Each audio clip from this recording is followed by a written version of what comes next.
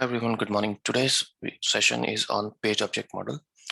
So page object model, what exactly it is, why we need it, we're gonna see everything. But before we talk about that, let's understand the problem statement. All the technology we are learning, right, starting with TestNG, Maven, GitHub. The first thing you should always ask is, what is the problem statement I'm trying to solve, right? And then you will able to understand the technology better. So here also, first, let's try to understand the problem statement.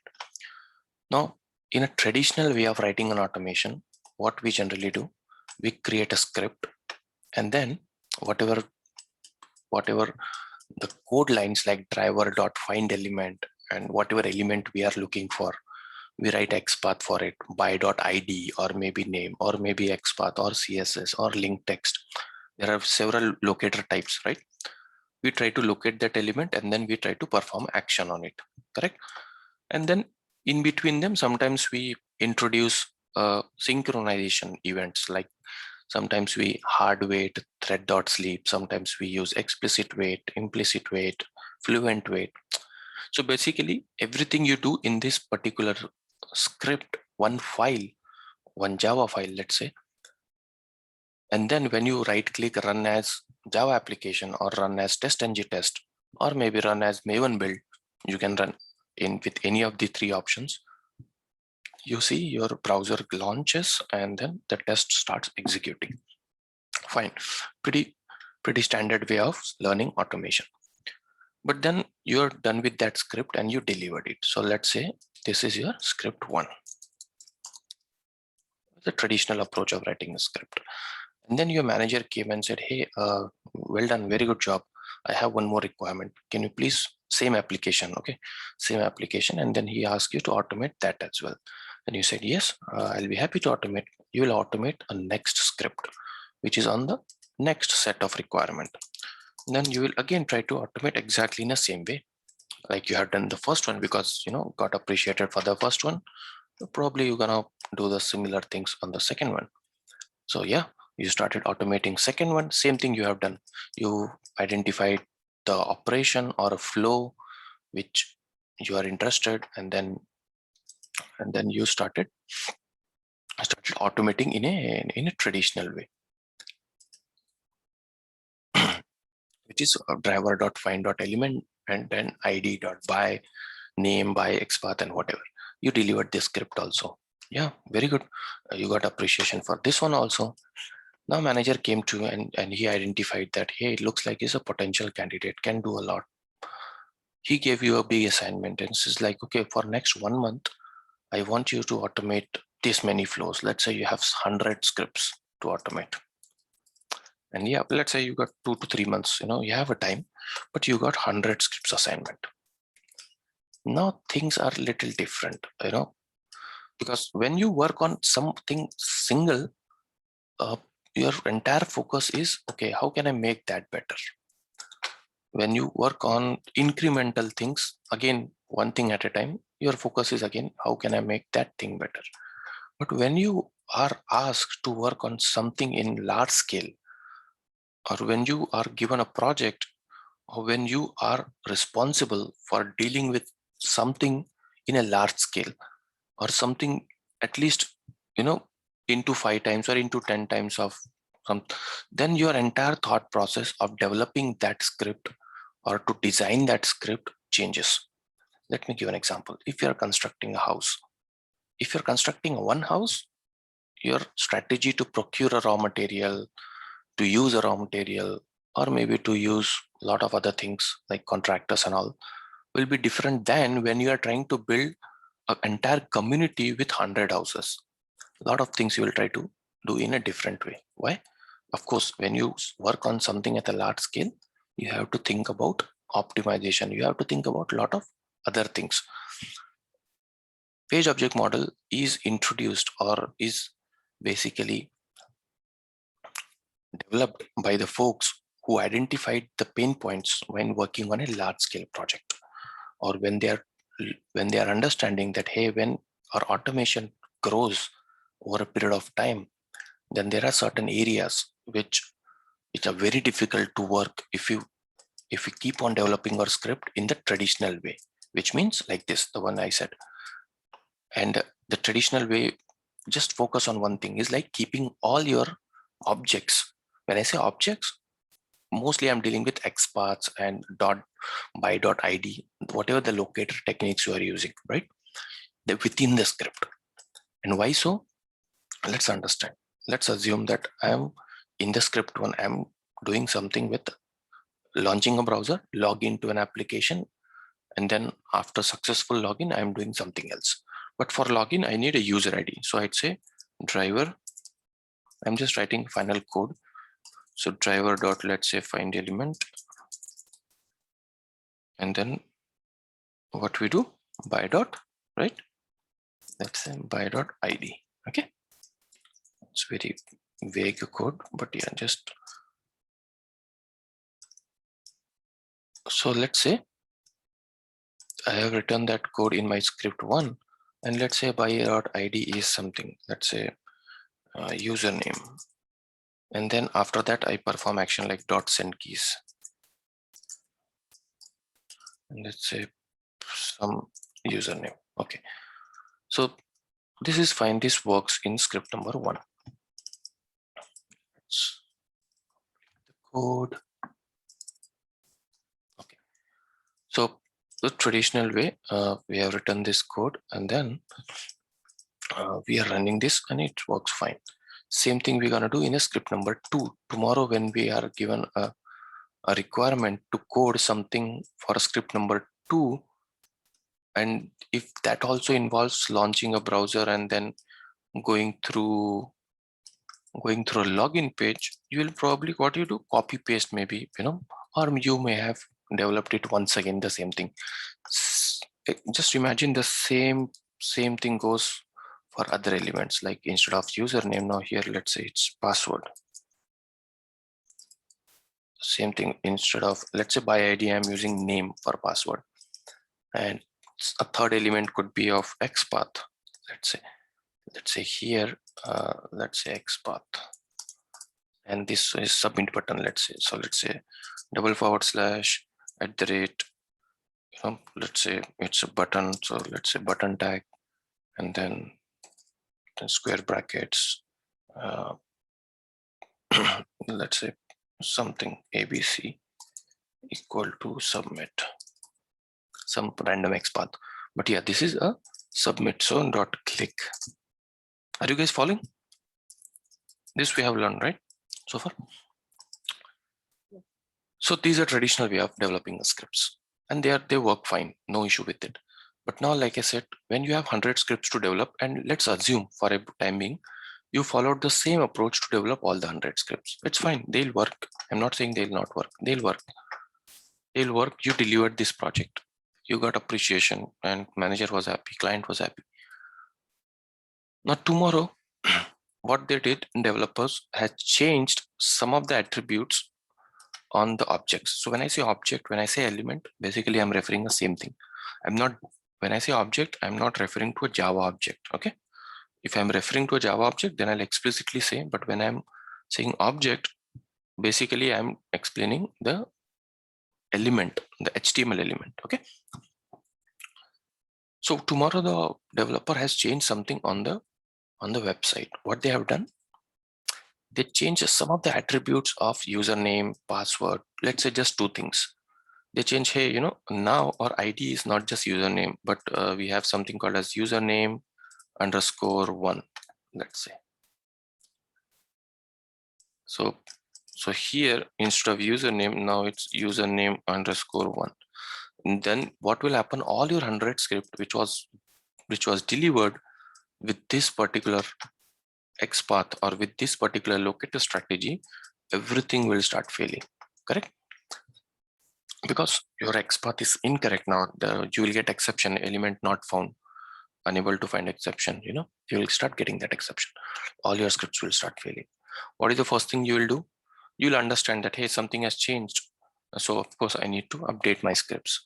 But how many scripts you need to update now? You need to update 100 of scripts, correct? Because that particular parameter which was used to identify an element has been changed. Or in other words, that XPath or that locator strategy is no more working. Sometimes you may even need to change a locator strategy. Instead of by.id, you may end up using by.xpath or something else. So that locator strategy with which you coded a script has changed. The XPath has changed, but now you have to update 100 scripts. So you'll manually open the script, go and update, save it, and the same thing you will do for 100 of scripts. Let's imagine if you have 500 scripts. Now what will happen? You will take at least 3 to 4 days to all fix all these scripts. Do you agree with me? Yeah. You may miss, right?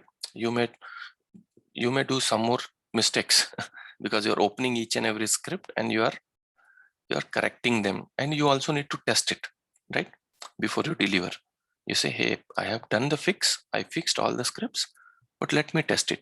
It's probably gonna take almost 2 to 3 days. I'm just talking about 500 scripts. Let's not even go in thousands of them. Now, what is the problem statement here? What do you guys think? No, the problem statement.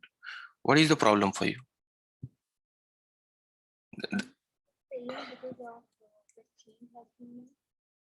Correct. See, what is the problem statement here you are trying to address? So let's say if you have this problem statement in your project and you have been asked to give a solution, then what you will think?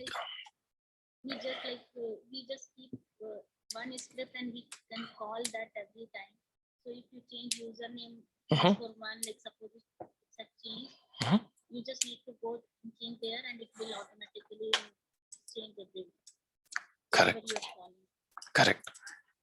So again, I'll repeat, the problem statement here is that Saurabh, the problem here is whatever we are using inside a script, that is hard coded, and if that changes, then the problem for us is we have to individually open all those scripts and update them, right?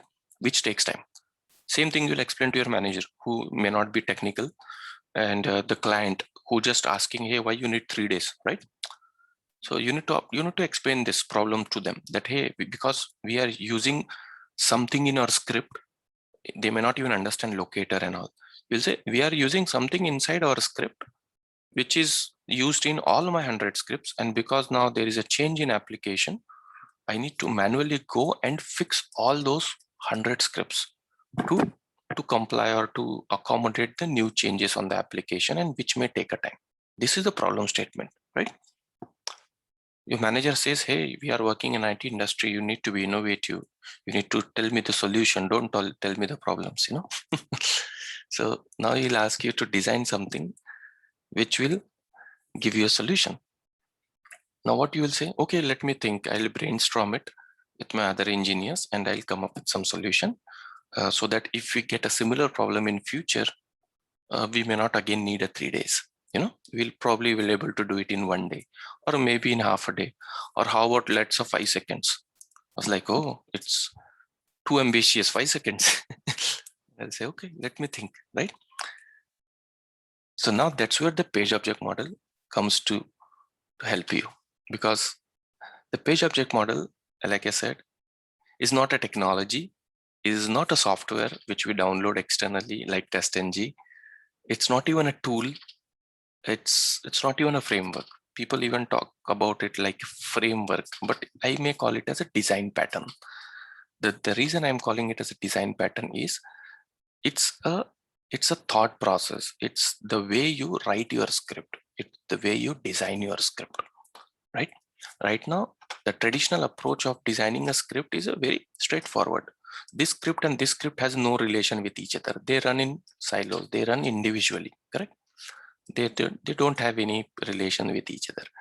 And that is the reason whenever something change, you have to manually go in script 1, do the fix. Manually go to script 2, do the fix. And same thing with all 100 scripts. But when you are talking about some optimized design principles or design ways, then the page object model says that, hey, if you design your script in a way that if something changes in your script, I'm just talking something, okay? Then rather than fixing that one script and then jumping on another script to fix and so on. If you design your script in some kind of way and then if something changes, you no need to actually go and change all your 100 scripts together, but you can simply do a change in one particular file and then all your script will automatically get updated. This is a very small thought. You would have already listened to it, like in data parameterization, same thing we discussed, correct? Don't hard code a test data because we want to repeatedly test a script on a different type of test data. If you hard code a test data, then you have to manually go and change your test data, which we don't want. So keep your test data outside your script in either property files or Excel sheets, or pick it from database. So basically your script is not dependent on a test data. It's not coded like one type of test data. So there is a test data talk separately. In a similar fashion, you have to also think about your heart of a script is the locators. The main thing in your script is locators, because that's what it identifies, perform action, identifies, perform action. These two things we do repetitively in our automation, correct? And that is why now the another design pattern, the way you write your script is the multiple design pattern. Page object model is one. Page object factory we're gonna learn in, let's say, today if possible, otherwise next session. There are multiple design patterns. This is very famous and very easy to learn and very easy to implement. What the page object model says, rather than storing your XPath, or I'll say object with which you are identifying your object inside your script, can you put it outside somewhere else? So let's say if I name this is kind of a script, but let's say I'm saying this as an object library. I may also call it as object repository. What is library? Collection of something, right? So I'll say I created an object library. Now what I'll do, this XPath, let's say, rather than storing it inside this script one, I am storing it somewhere else here in the object library. Okay. And then what I'm doing is here, instead of calling that by.id and giving that exact ID name inside a script, and I'm saying, hey, you know what? I'll take that from object library. And now what is happening? This script is somehow attached or dependent with the object library. Same thing this script will also do. He'll also not hard code that by.id. Let's say username, right? He'll also use that from, let's say, object library. How you will use, we'll learn that. Don't worry on it. But yes, in a runtime, they'll take that parameter from some external file, which we're calling it as object library. So what is happening now? We don't need to write these things in again and again in object library. We just write it once. This script will consume it from here. This script will consume it from here. Same thing happens with 100 scripts. And now let's go back to our previous problem. If tomorrow this object underscore 1 changes to underscore 2, now your client may think, oh, I think last time it took 3 days to fix it. This time also these guys might need 3 days. But then you will jump like a hero and you will say, no, you know what? I can do that in 5 seconds. You need to just promote me. You know, and the reason for that is now you're in a matter of seconds, you can open the object library. Instead of whatever the change, you can simply do that change in one particular file, and then all your script, doesn't matter 100, thousands or millions, all the scripts will automatically get updated because they are not hard coded inside a script. They are reading it in a runtime from an external script. Do you agree with this so far? If exactly, yes. You guys are on the right track. So if you understand the data parameterization, right, kind of a similar way, but yes, the way we do this is little different. We'll learn that.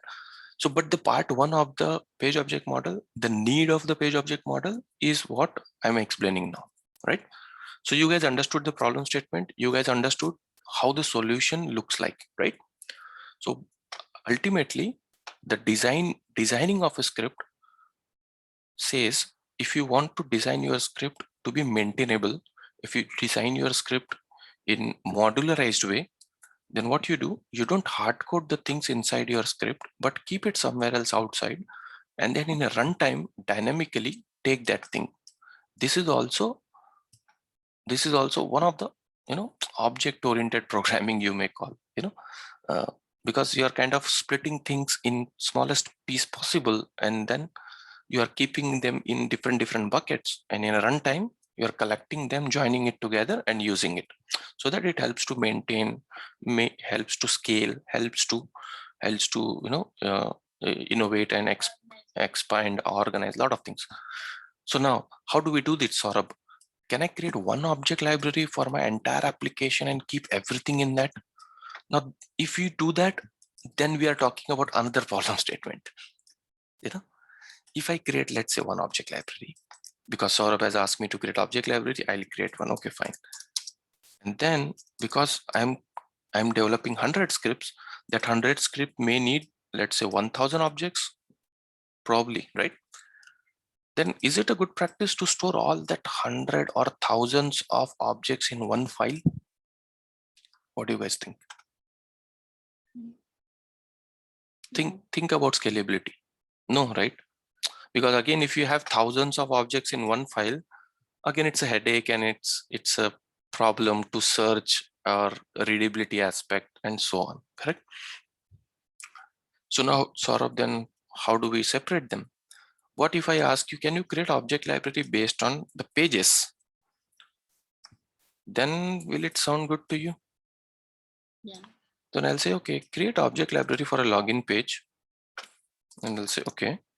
And let's put all the objects on the login page in one file. And then you create an object library for a next page, let's say after login home page, right? Keep all the objects on the home page in that file. Similarly, you may have logout page, or shopping ad cart or checkout page, just whatever different pages you have in your application. Create the files separately for each of the pages, and then put your objects, whatever objects is on that page, just put your objects in that particular file. Now coming back to your script, now the script in this example, for this particular line, the script was pulling object from, let's say, a login page, correct?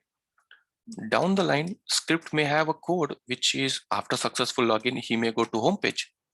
Now for the home page object, he'll pull the object from where?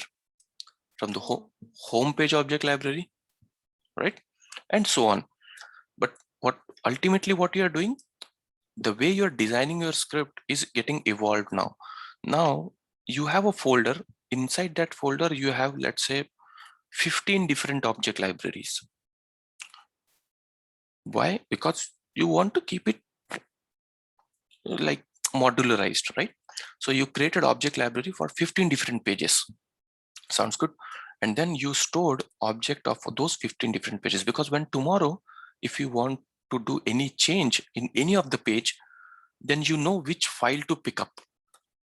And then you will quickly go to that file, because you know that all my objects on that page resides under this particular file. And then you will open that file, and then you will fix it. And all the scripts, whoever was using that particular file, will get updated, correct? Fine. Now, one problem statement of creating only one object library for entire application is, sometimes you need to understand that the same object may have used on multiple pages. Let's say click button, okay? Click button may be on login page, click button may be on home page, click button may be on checkout page. Do you agree? Yes. But sometimes their XPaths may be different. Do you agree? Yes. Sometimes the same click button may be identified on the first page by ID, because it's easy to do it. But if I try to do it on a home page, it may not work, because every page has its own dynamics, right? Every page is having a different set of elements. So here you are able to identify a button using ID, but in the next, you are not able to identify using ID, or there you may need XPath, correct? So if because of such confusion, it is not advisable to store all the objects in one single file, because here you will write submit login button with ID. Again, you will write submit login button with XPath, and that will create a confusion that which submit button you are referring to. You know, is it on this page or is it on this page? Are you getting my point? So that is also one of the problem statement why you may not want to create just one file and store all your objects in one file. And that's why you need a systematic structure of segregating the object library based on the pages they carry. Okay, the next step in page object model. Theory wise, okay, Saurabh, I understood. Now designing wise, how exactly we do it. Now let's go one step ahead, technicality. This is my script. So when I say script, it's basically a .java. It's basically a class file. Do you agree? We create a class, right? We ultimately in an Eclipse, whatever we do, it's basically a class, correct? Even if we write a test-ng test inside it, everything, all our script is inside a class, right? Now, when I say create object library, Saurabh, now are we creating property files? Or are we creating some Java artifacts like Java file? Let's try to understand that. Now, this is my script. This is my script. This could be, let's say I just call it a script. This could be a class file or a test-ng method inside that. Or this script may have certain methods like test-ng methods, right? Test-ng methods. Now there are various ways to design it. You can store it in property files also, okay, no doubt about it. But the way we're gonna do that is different. Now in a property file, it's just a text editor.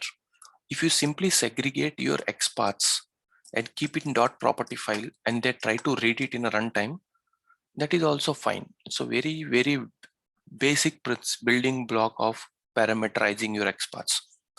But that is not a page object model.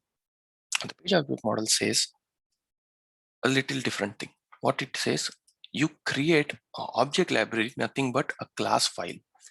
So nothing but kind of a script, you can say.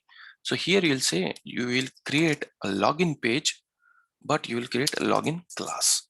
So exactly, you will create a new script altogether. I'll show you that. So, but it is object library, okay? Even though you're creating a new class, it is a nothing but object library. So in the back of your mind, just think that it is an object library. The way we are creating looks like it's a Java artifact. Okay, fine. Similarly, for another page object library, which is for home page, you will do exactly same thing. So here also you will create another class file, which is only for another class file to hold all the objects on the home page. And then you will start writing a code in this login class in this to maintain the objects. And then in a runtime, your script will read the objects on the login page from this particular file. When it goes to a home page, then it wants to read an object from a home page, then it reads from the home page class file. Do you understand this so far? Okay. Yeah, just understand that object library, nothing but a different class files, okay, for those pages. Now we are understanding how we design this. You understood the problem statement, you understood the solution. Now the next thing is implementation, correct? How we gonna implement this solution? This is what I'm talking about now. In our editor, let's come back. Let's try to create a new script. So let's say I'll go to this particular package. Let's start it from the beginning. You know, the traditional way of creating a script. Let me close all these things. Now what I'm going to do, right click, create new class, because we create a class when I create a new script, right? So here I'll say page object example script. Fine. Main method, do I need? I don't need, because I'm going to use test-ng. So, okay, fine. Now here, let me copy paste some of the code. Let's say, okay, let's only take this. Okay, WebDriver.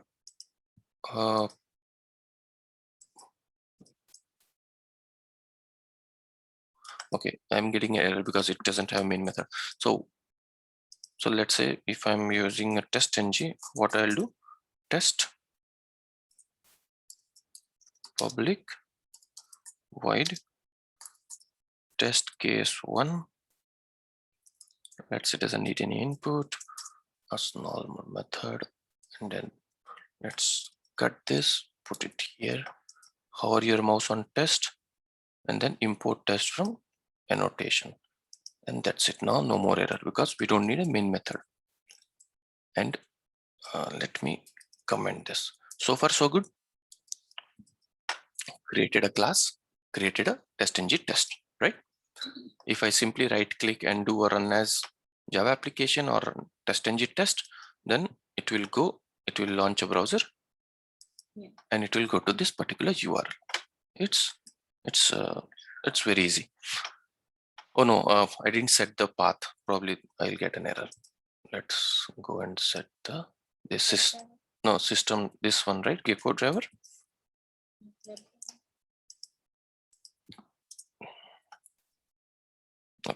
Okay, but yeah, you understand this. And similarly, you can create multiple methods, right? Basically, we multiple test-ng, test case 1. Now here I'll say test case 2, and let's say test case 3. Fine.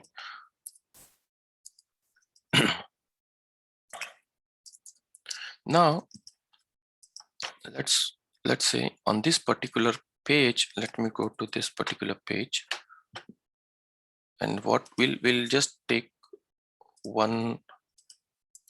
We'll take one of the parameter on this. Let's say first name. Let's assume this, or let's directly go to login page. Let's go to login page. Login.salesforce.com. So let's assume that here, rather than going to this particular URL, I'll directly go to login.salesforce.com. Okay, sounds good.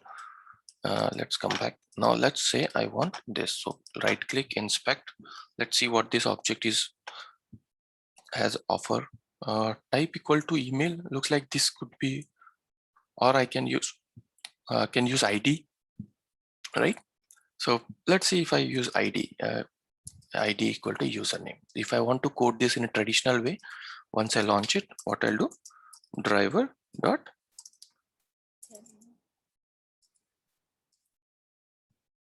why I don't get it drop down. I'm having this issue. Okay, find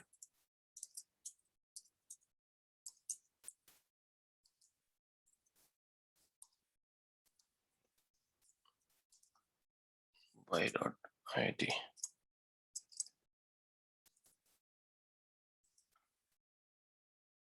Dot. It's very difficult if you don't get in drop down. Test user @gmail.com. Okay, save it. Okay, what is this error? Okay, it is asking me to import. Generally, you don't get that. Once you import, okay, send keys. Fine. So this is a traditional way of writing it. Similarly, let's say quickly, let's jump on the other, which is password. And hopefully our password will also have something similar. Yeah, ID equal to password, right? So we can code this one also. Just reuse this code and then just say password, find.id, and here I'll say password. Let's copy it quickly. I like such easy examples. Okay, very good. Let's say password is something. Password is secret, which is no more secret now. Okay. These are traditional way of writing it, but now in a page object model, what I'm saying is create a separate object repository or object library for every page and keep your objects there. What exactly I'm meaning? I am talking about this particular thing. Okay, let's see how it looks like.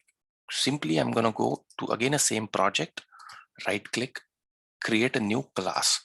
This time I'm not creating a script, even though it may look like I'm creating a script, because every time we create a script, we create a class, right?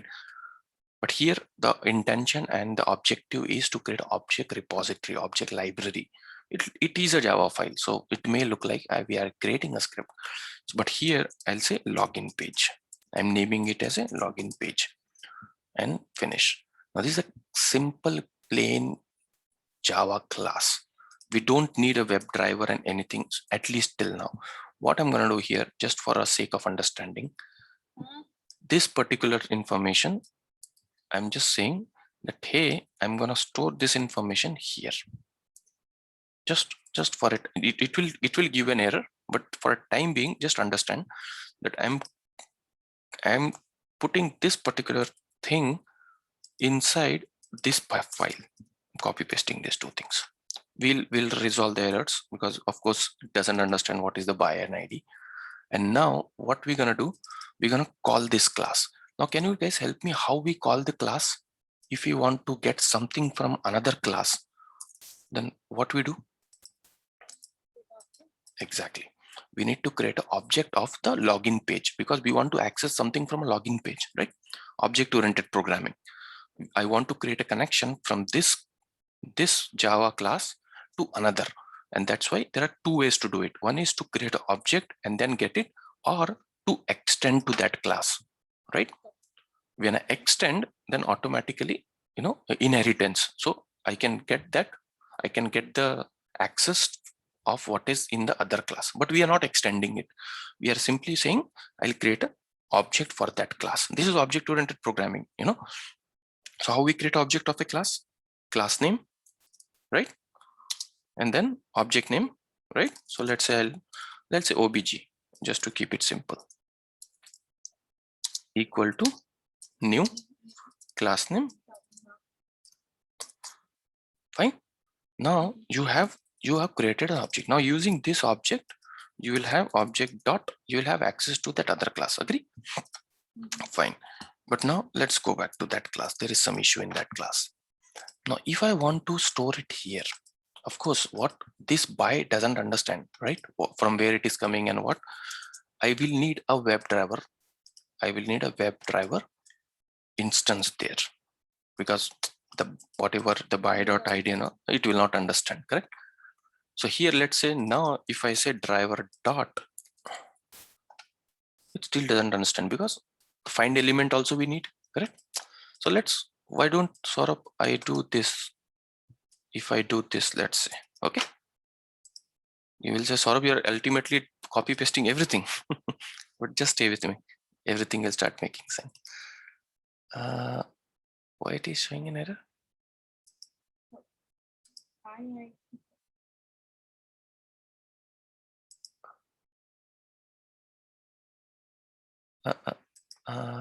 Okay. Let's see whether it actually understands dot find element. No, not so far. Okay, let's do one thing. Let's copy this, come here, paste it, save it. Okay, there is some issue. Oh, because it doesn't have the main method. Yeah, that is fine. So let's say like this.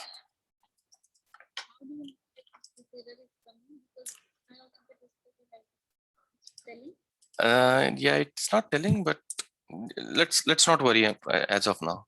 I'll tell you that. Okay.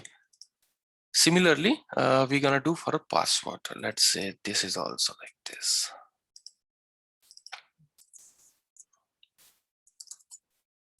Okay. And now what the next thing we have to do? Now I'm gonna write some code and then I'll explain you why I have written that. So just stay with me for a moment. Now here what I'm gonna do is I'm gonna create a constructor. Do you guys know what is constructor?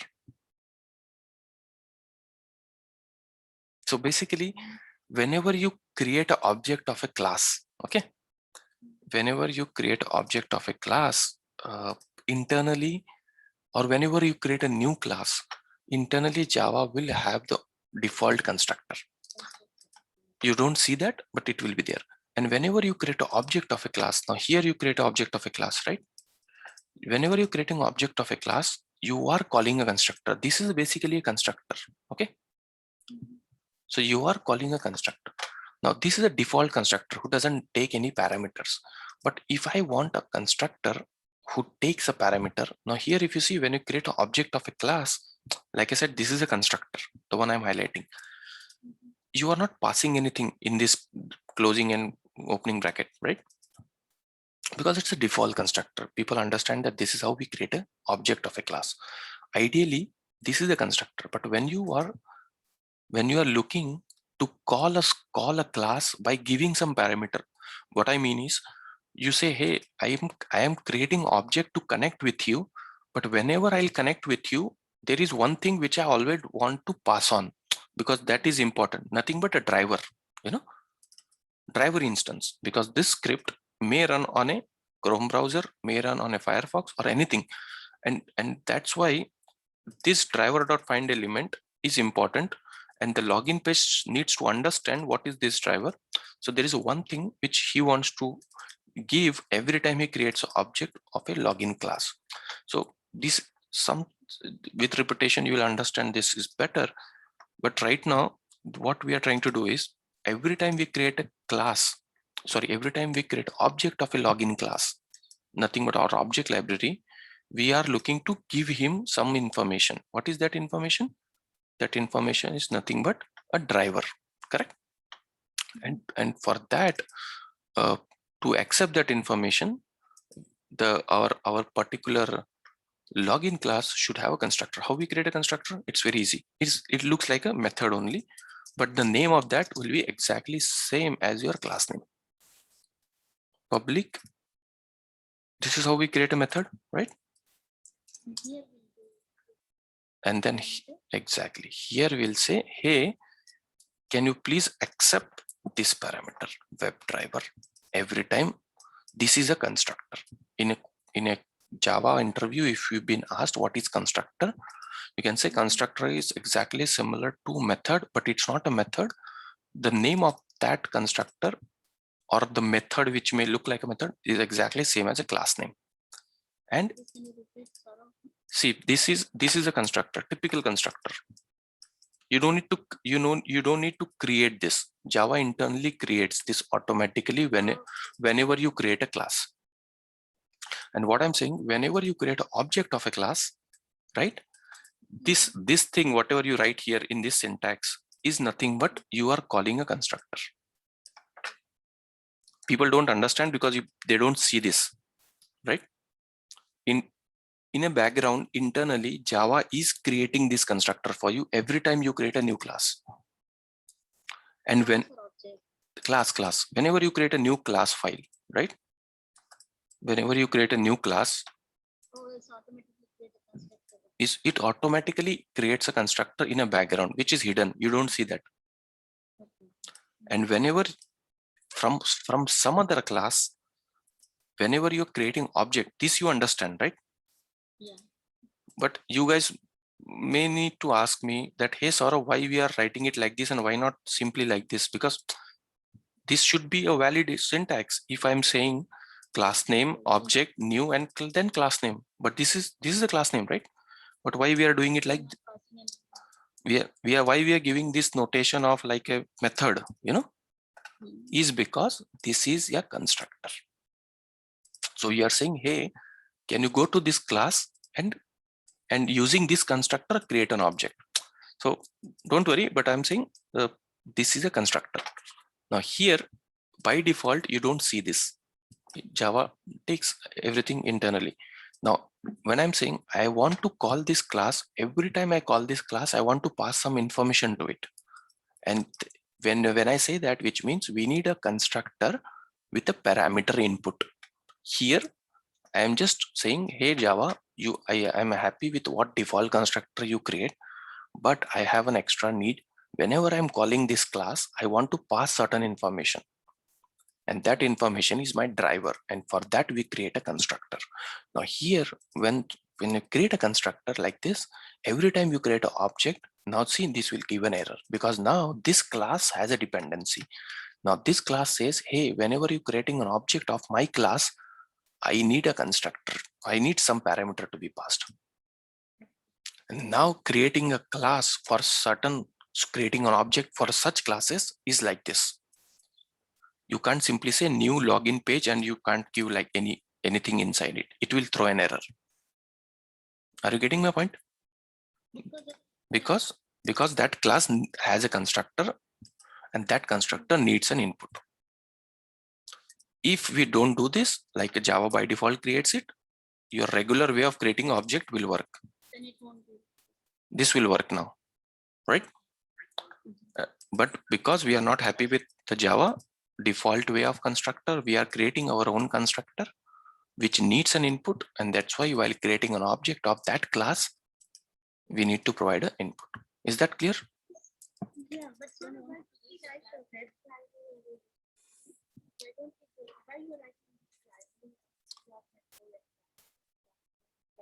you can do that if you want. Yeah, you can but yeah, sure. But because you already created a driver instance here, you are just passing the driver instance here. Right? So you can simply pass the driver instance here. Now, what is the beauty of this? When you create a constructor, now whenever you create an object of this class, every time you are by default passing this driver information to the class, right? And now you don't need this. And now what you will do? Now this is something you need to understand. This dot driver equal to driver. I'll explain you what is this.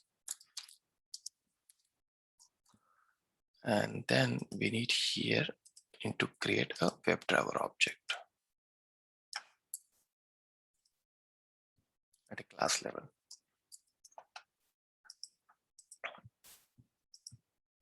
Okay,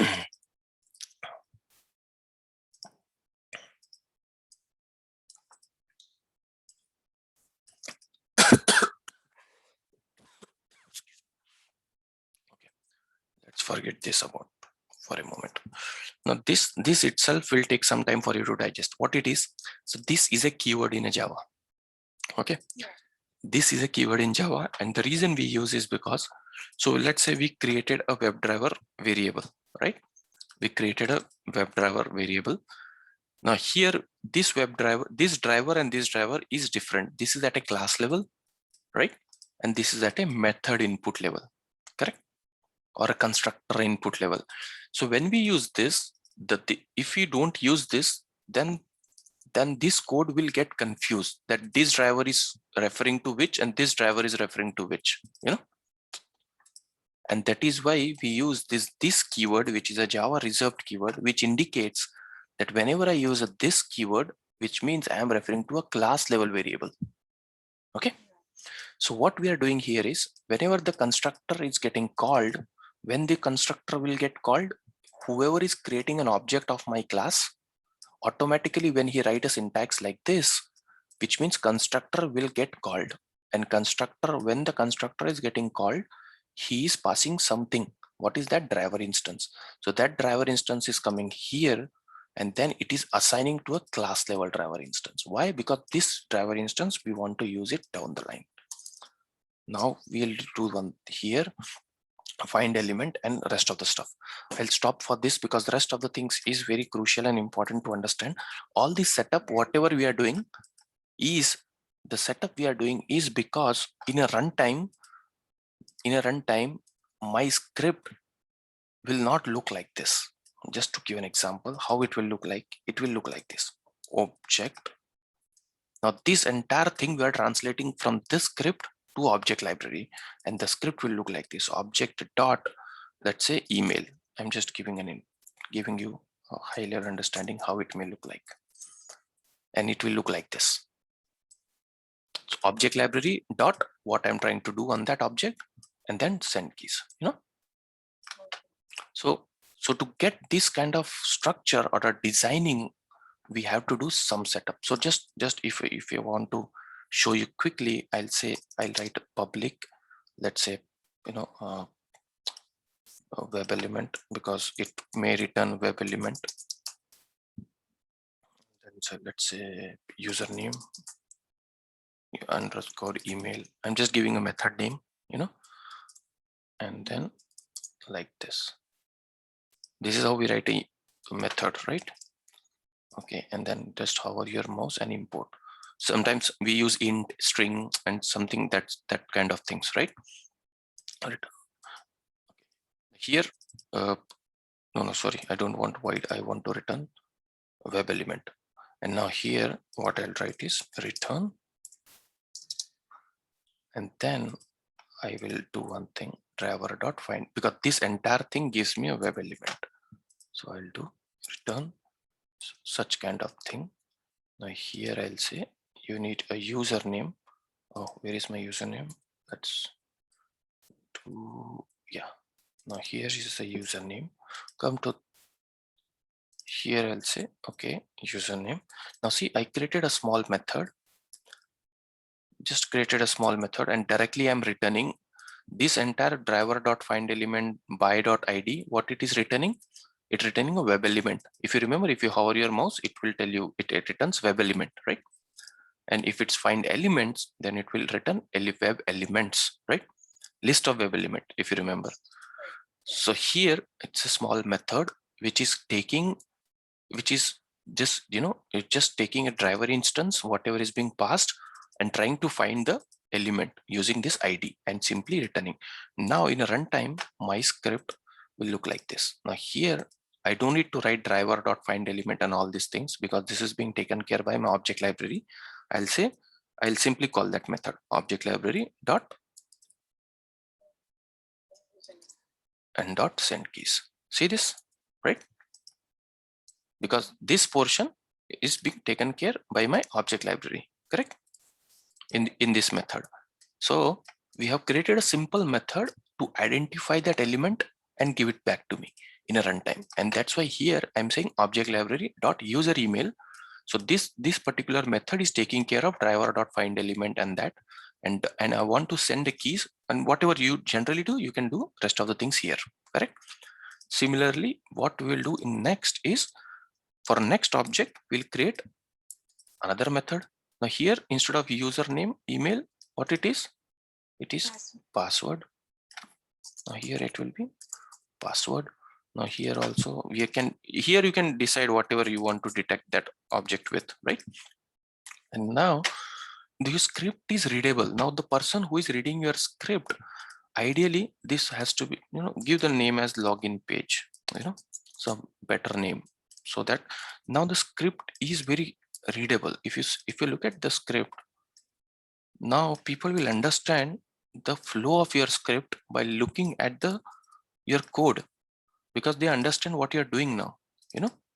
Previously a driver dot find that is very difficult to digest, correct? Now if you see here, isn't this looks very readable, these two code lines? It says, hey, I'm going to login page, and then I'm entering something on the email field, correct? Then going to login page, entering something on the password field. Now this is the design principle. Now why we are done this? Because the same copy paste you can do in all your script.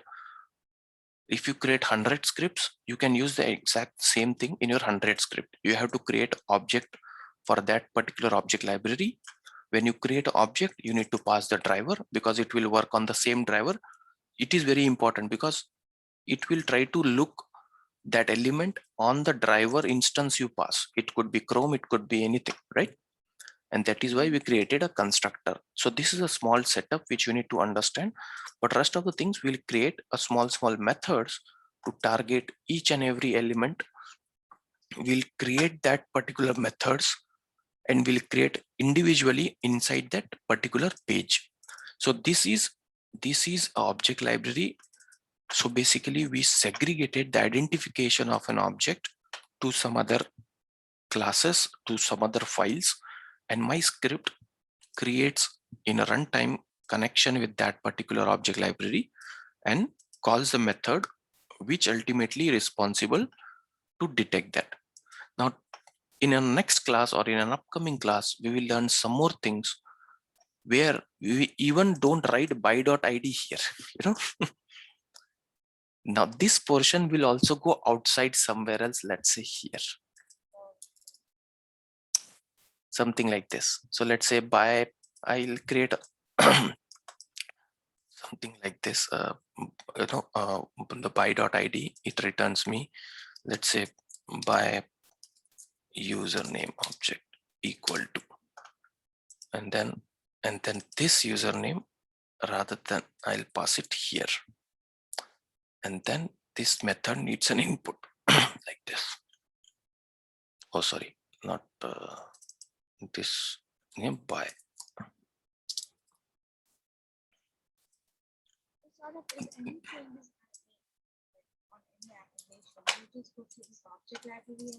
Exactly. Exactly. Now see, now we are doing some more changes. Now that by whatever we were writing it initially, correct? That is also I'm keeping it separated. Why? I'll tell you that also. And then when, because this method needs, right?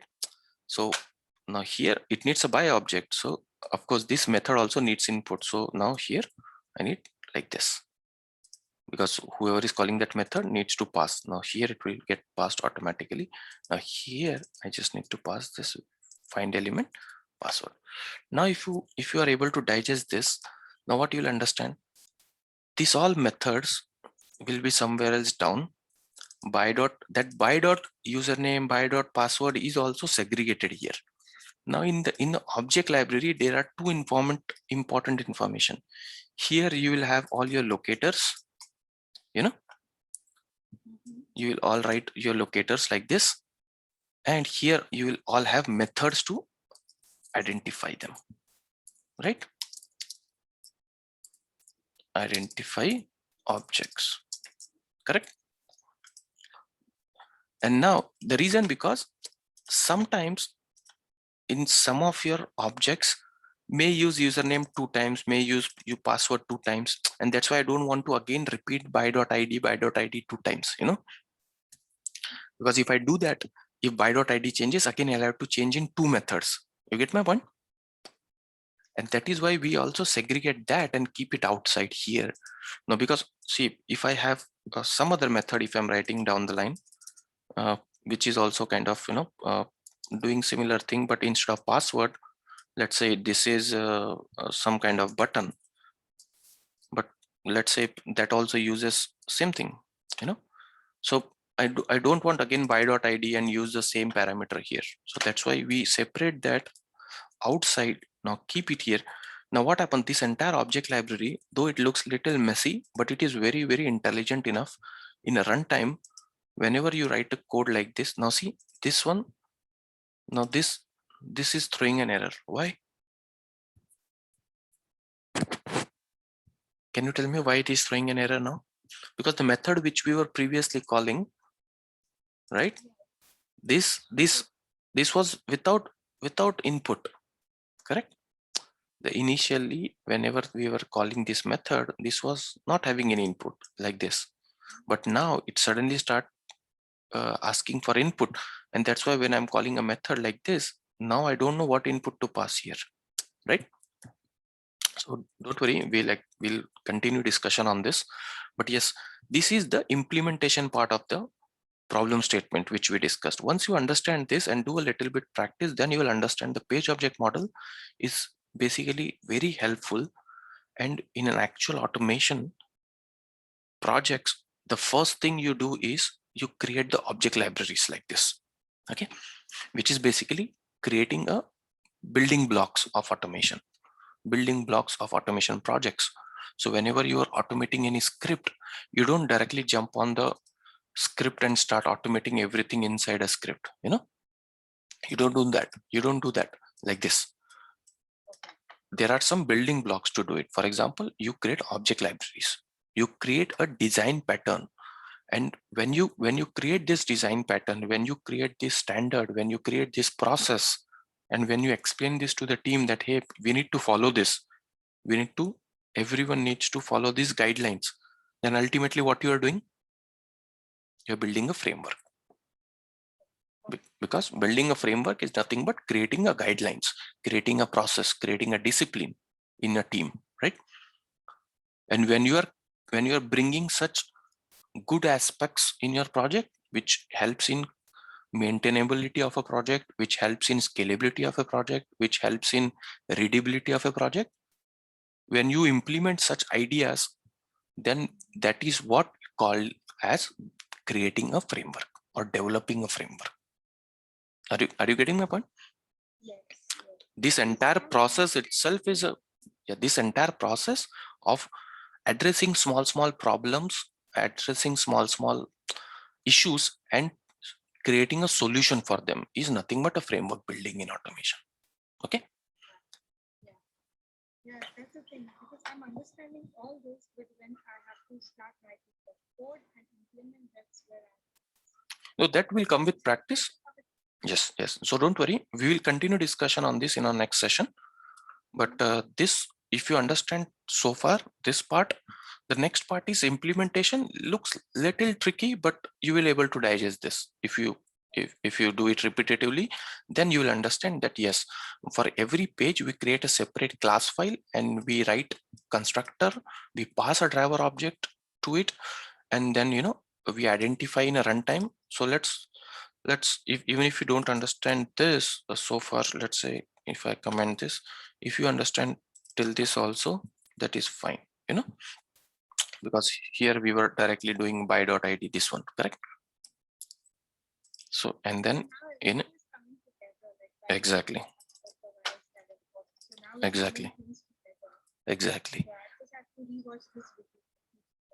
yes. So watch this and we'll continue discussion on this, so that all our scripts, whatever you will create going forward, those scripts will not have the exact locator the way we used to write it before, like by.id and all that stuff. They may not have that. They will that's what I said, it is a building blocks in automation. So any new team member joins your project and he is trying to create a script, he shouldn't be deciding every time what element he should detect with what strategy. His development would be, he'll try to find out the object library for that particular page he's trying to automate, right? And he'll search, is someone already added that object in that file? Hopefully if it's already there, he'll simply consume it, So you no need to actually spend the time to understand that, hey, how can I identify this object on this page? There would be a chance that someone else has already done it and they have already added it in your object library. So your duty is to just go and consume it, because it is assumed that this object library, whoever has added it, is being already used in some scripts and it is working for that page, right? So that's why you no need to spend the time and efforts to do this part, because generally people spend a lot of effort on this part, right? By.id or by.xpath, like how I identify that, correct? And that's why we don't want that effort to be spent by every automation engineer who is dealing with that object on that page. So whenever we create our object libraries, we collect all this, we keep it in object libraries. So whoever the new automator joining our team, or whoever the new person developing a new script and he is dealing with the same object, then he no need to decide on its own again that how I identify that element. He'll look for that particular class page. He'll see, okay, is there any password? He'll say, yeah, password is identified by something. Okay, let me consume this. So this is, and generally, you know what, how people write the code, they'll not even go to object library. They created an object of the login page. The moment they give a dot, they'll see this. Right. And they'll understand, oh, this may be to identify a password, and dot send keys, So this is how the thing starts getting logical. And all the Java concept we have learned so far will start making sense. We'll start understanding its usages. This is the object-oriented programming. We divide the big picture into small pieces, keep it in different buckets, and when we want to run, we in a runtime, using some or other technical understanding, we join them together and we use it, right? Okay, I'll stop for the day and we'll continue the discussion up in the page object model. We are only like last 20% left in this concept. and then we'll expand a little bit to understand page object factory. Okay, that is given by a TestNG. Very important and very interesting concept, page object factory. Once you understand page object model, page object factory is just like an advanced version of it. Okay. Okay, see you in the next class. Yeah, thanks. Bye. Yeah, have a good weekend. Bye.